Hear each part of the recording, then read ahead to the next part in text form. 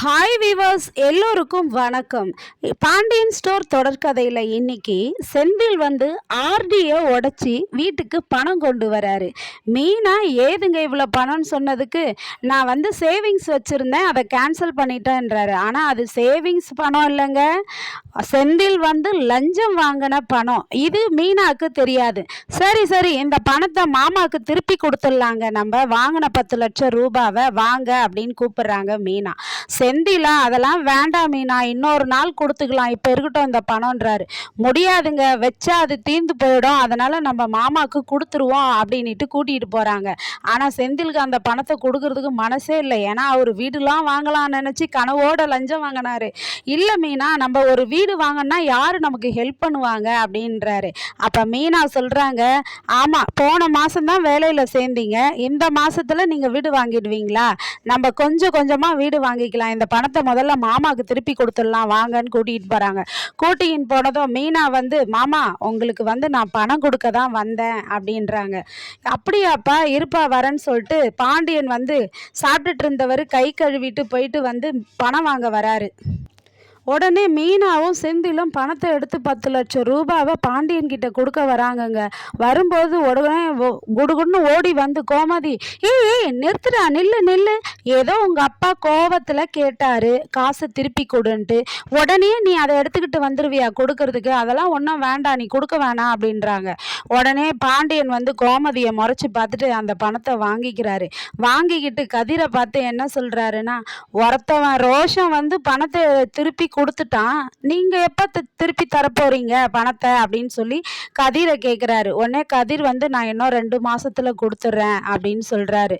சொல்லிட்டு அவரும் போயிடுறாரு, கடைக்கு போயிடுறாரு. போயிட்ட பிறகு கோமதி திட்டுறாங்க, எதுக்குடா இப்போ நீ பணத்தை எடுத்துகிட்டு வந்து கொடுத்த, நீ உன் செலவுக்கு எதுக்குன்னா வச்சிருக்கலாம்ல, அதுக்குன்னு தூக்கிட்டு வந்து கொடுத்துட்ட அப்படின்னு சொல்லிட்டு அவங்க அம்மா திட்டுறாங்க.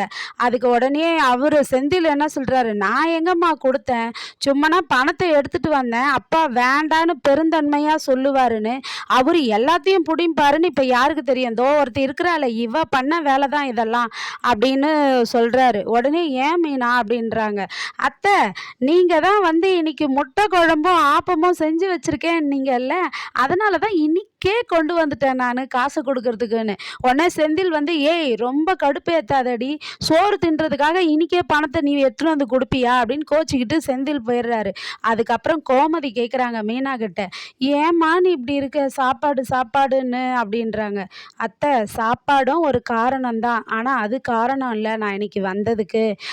மாமாவுக்கு கொடுக்க வேண்டிய பணத்தை நம்ம கொடுத்துட்டாக்கா நமக்கு ஒரு பிரச்சனை முடிஞ்சிடும்ல, இவர் இன்னைக்கு நாளைக்கு நேரத்தை கடத்திடுவார் அத்தை அப்படின்றாங்க.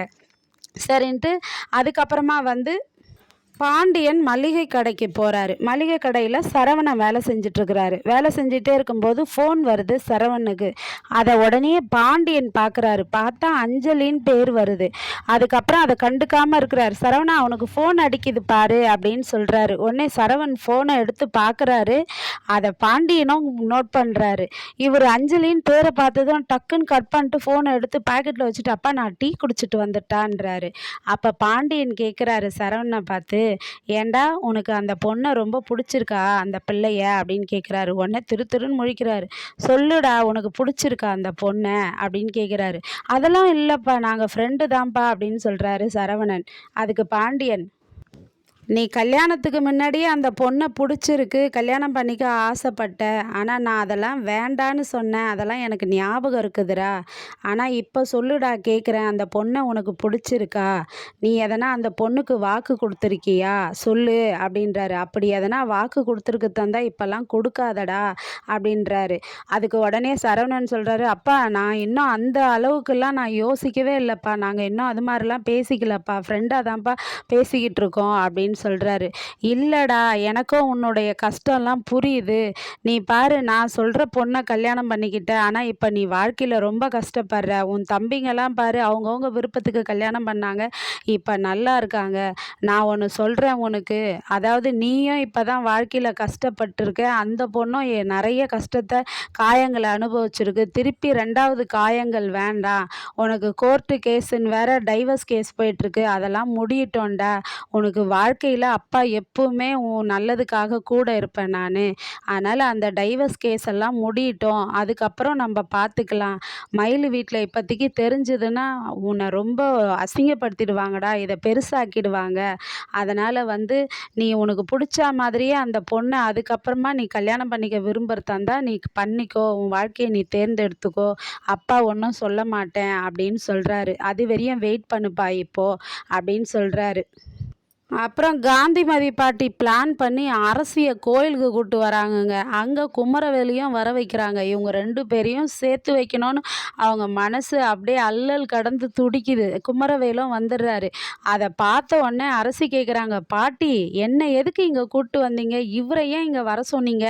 அப்படின்னு சொல்லி கேட்குறாங்க. அதெல்லாம் ஒன்றும் இல்லைம்மா, நான் வயசாயிடுச்சுல்ல, அதனால தாம்மா நான் உன்னை கூட்டு வந்தேன். என் பேரனை பார்க்கணும் போல இருக்குது, அதுக்காகவும் வந்தேம்மா அப்படின்றாங்க. உடனே பேரன்கிட்ட நான் ஒருத்தர்கிட்ட போய் பேசிட்டு வரேன், இங்கே உக்காரு குமரவேலுன்றாரு. அரசி வந்து நான் வரேன்றாங்க. நீயும் இங்கே உக்காரு அரசி, நான் போய் பேசிட்டு வந்துடுறேன்னு இவங்க 2 பேரையும் விட்டுட்டு போகிறாங்கங்க. நாளைக்கு என்ன நடக்க போகுதுன்னு பொறுத்திருந்து பார்த்தா தான் தெரியும். நன்றி, பாய் பாய்.